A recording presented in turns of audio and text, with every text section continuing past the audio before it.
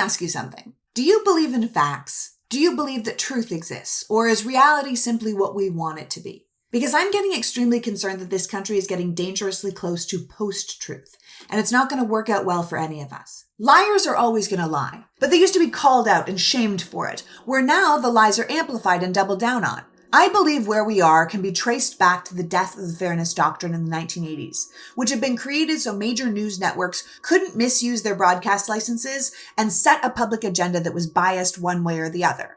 So they had to present controversial issues of public importance in a manner that fairly reflected differing viewpoints. The removal of that under the requirement of the Reagan administration gave birth to right-wing radio and personalities like Rush Limbaugh, who spread hate and lies on our airways for years without any legal requirement to stop.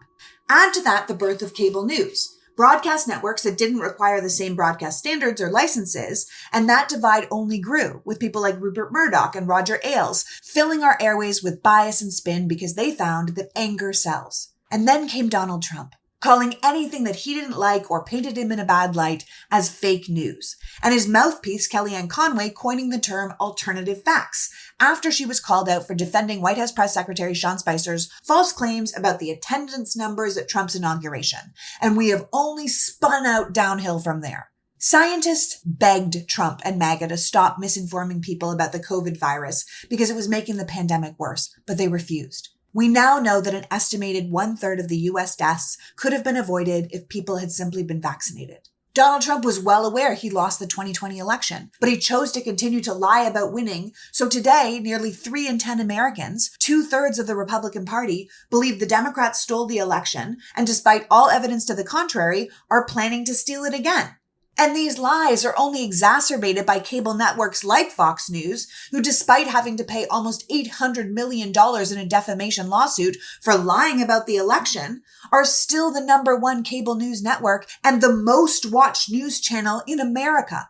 We are now at a place where officials in Springfield, Ohio, are begging the right-wing politicians and networks to stop lying about their immigrant community because it's putting their entire city in danger, but they refuse. And now we see officials in North Carolina imploring MAGA to stop lying about hurricane relief because it is hurting their rescue operations, and they won't do it. And now we've added the world's richest man, owner of the biggest public square, recipient of major government contracts, to amplify it and encourage the lies, and it is ripping us apart. The question we have to ask ourselves is, do we want to live in a world where truth is simply what you want it to be? Or do we want to live in a world where there are truths and there are lies and we can tell the difference? Because the truth is, J.D. Vance refused to do the vice presidential debate if he was going to be fact-checked. And then he got visibly rattled and complained out loud when he was. Donald Trump just backed out of a 60 Minutes interview that every presidential candidate has done for the past 50 years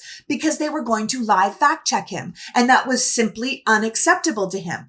So we need to decide if we're okay with that. We need to ask ourselves what it tells us when one side is fine being fact checked and the other side refuses. What it tells us if your news network would rather pay hundreds of millions of dollars in lawsuits for lying than to tell you the truth. Political party aside, what does it tell you if one side knows they can't win without lying and refuses to participate if they can't? Because denying the truth doesn't mean the truth doesn't exist. You can say it didn't rain on your inauguration, but we can see that it did. You can say the coronavirus is under control and people don't need to worry, but it wasn't, and they did, and people died because of it.